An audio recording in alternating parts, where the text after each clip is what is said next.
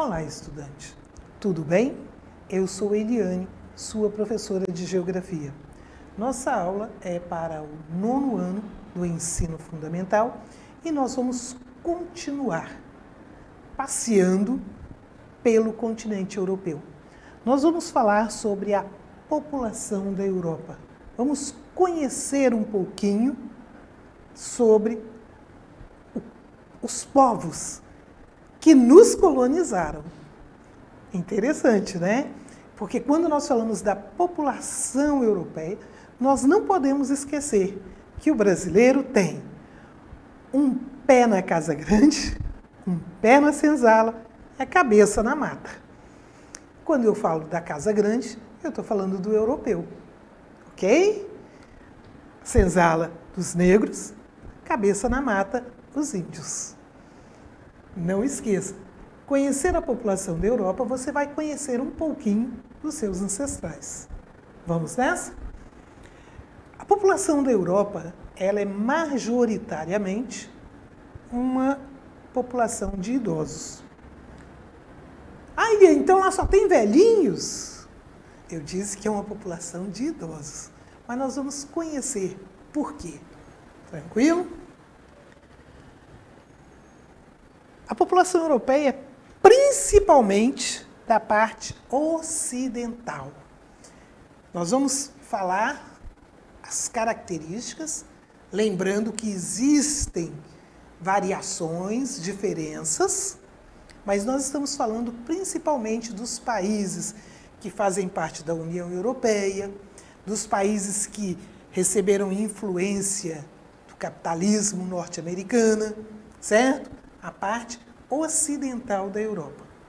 Vamos falar um pouco também sobre a parte oriental, mas principalmente as características da parte ocidental, que é a mais conhecida. Baixa taxa de natalidade. O que é isso, Eliane? Tem pouco Natal? Não. A natalidade aí não é a festa do Natal. A natalidade fala de nascimento. É interessante. Por quê? Hoje, devido ao alto grau de escolaridade, a mulher, a sua inserção no mercado de trabalho, a mulher hoje ela tem buscado essa autonomia, se firmar profissionalmente, para depois pensar em ter filhos. Então, isso significa o quê? Que a taxa de natalidade da Europa caiu. Inclusive, tem alguns países onde os casais têm incentivos para terem mais filhos. Tá? Por outro lado, também, devido a todo o desenvolvimento, tá? Acesso à ciência, a hospitais, à saúde, saneamento básico, a mortalidade infantil também caiu na Europa. Nós temos lugares na África e até alguns lugares no Brasil que a mortalidade infantil é alta, devido a coisas elementares, como saneamento básico. Então, um continente desenvolvido, onde a qualidade de vida é melhor, a taxa de natalidade nasce menos, mas também a taxa de mortalidade infantil é bem pequena. Eu já vi entrevistas com mulheres africanas, aonde foi perguntado por que elas tinham tantos filhos, 10, 15.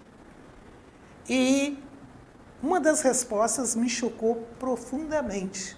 Uma mulher disse: eu tive 15 filhos e nem 5 chegaram à idade adulta. Então, é triste quando isso acontece.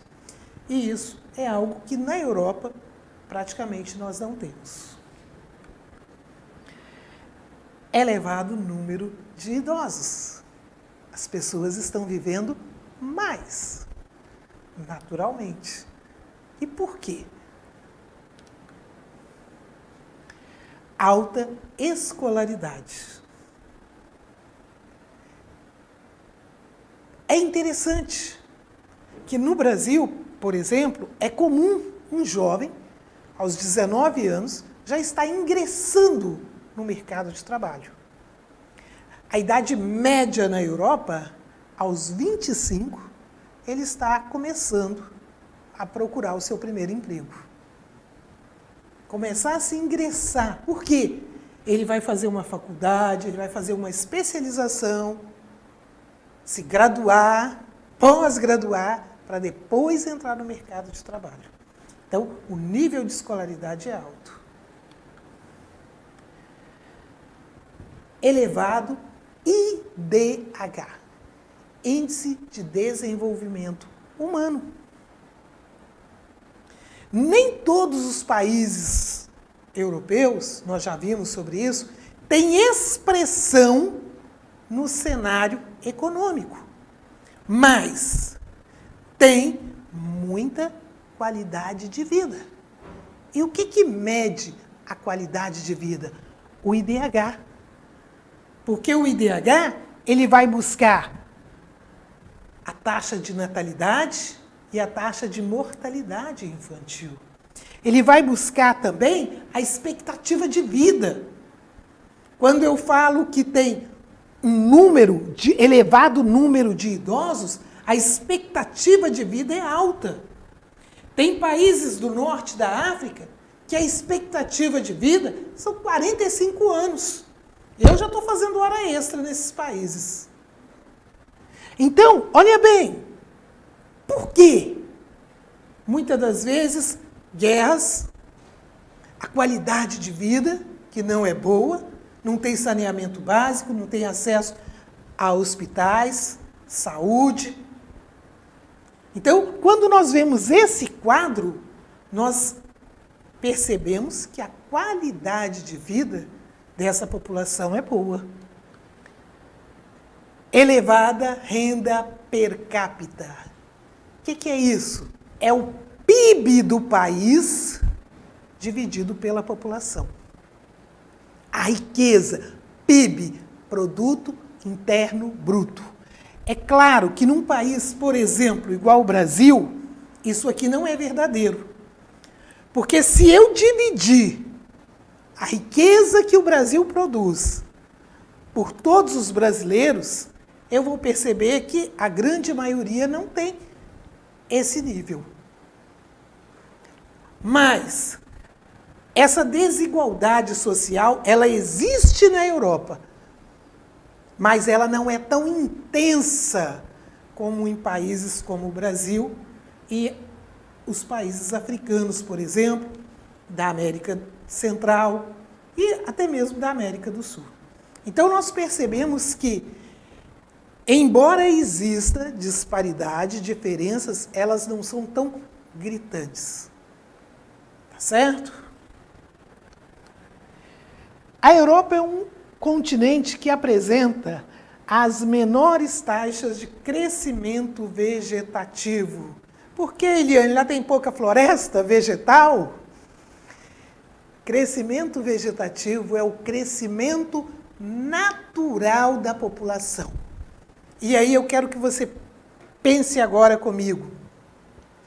Por isso que recebe esse nome de vegetativo. É um crescimento que acontece naturalmente. Vai crescendo. Quando você planta alguma coisa, natural, ele vai crescendo. Você não fica ali medindo toda hora. E quando eu falo de crescimento vegetativo, é o seguinte: você pega o número de pessoas que está nascendo, diminui do número de pessoas que está morrendo. E aí, o resultado, se der positivo, o crescimento é positivo. Se der negativo, o crescimento está sendo decréscimo, né? Negativo. O país não está crescendo. E alguns países da Europa chegam nesse nível. Por exemplo, a Itália. A Itália tem uma das menores taxas, chegando a quase um crescimento negativo. É por isso que alguns países abrem as suas portas para a entrada de imigrantes. Por quê? Porque o não crescimento vegetativo ou crescimento natural implica em problema social. Eliane, por quê? Porque o mercado de trabalho precisa de ser renovado. As pessoas vão envelhecendo, mas o mercado precisa ser renovado. Então, a pirâmide etária da Europa, a sua base não é larga, é estreita. Ela está fazendo isso. Ó. E aí é um problema, isso é um problema social. Quando a base vai se estreitando, é porque a população não está crescendo o suficiente. Ok? E qual a razão, Eliane? Por que isso acontece? Essa condição é consequência do estágio avançado de transição demográfica. Devido ao quê? Urbanização e industrialização antigas. Se nós compararmos Europa e Brasil, Revolução Industrial, Europa, século XVIII. Revolução Industrial no Brasil, ou o início, né, da industrialização no Brasil, século XX. 200 anos de diferença. Então, olhem bem, quando nós falamos da escolaridade da Europa, um nível muito maior do que no Brasil. Então, a Europa já chegou num estágio onde o planejamento familiar é maior, as mulheres estão retardando o momento de ser mãe, e isso tudo implica em menos filhos. Elas vão estudar mais, elas querem o seu lugar no mercado de trabalho, e isso tudo gera esse problema social. Ah, então é errado, Eliane? Não, de maneira alguma eu disse isso aqui. Eu disse que esta situação gera um problema social. Mas não é errado e nem certo, que nessa área nós não vamos ter nem o certo e nem o errado. Nós vamos ter o quê? A situação do lugar. Como eu disse para vocês, alguns países, para vencer esta situação, o que eles fazem? Eles buscam abrir para a imigração, para receber imigrantes. Mas, por outro lado, nós não podemos esquecer que a Europa tem um problema com a questão de imigrantes. Quando nós vamos falar agora das etnias, os povos, né, que vão povoar toda a Europa, os germânicos, eles habitam principalmente a parte central e norte da Europa. Na história, vocês estudaram muito sobre os germânicos, que eram os antigos bárbaros, ok? Vocês já viram sobre eles na aula de história. E nós percebemos aí, eles ocupam a Alemanha, os ingleses, tá? Nós temos também os povos eslavos, que vêm da parte oriental da Europa. E hoje, os países que antes recebiam influência da União Soviética, que hoje é a Rússia, que antes eram socialistas que passam por diversas crises sociais, conflitos. Muitos dos habitantes dessa região têm buscado refúgio na Europa Ocidental.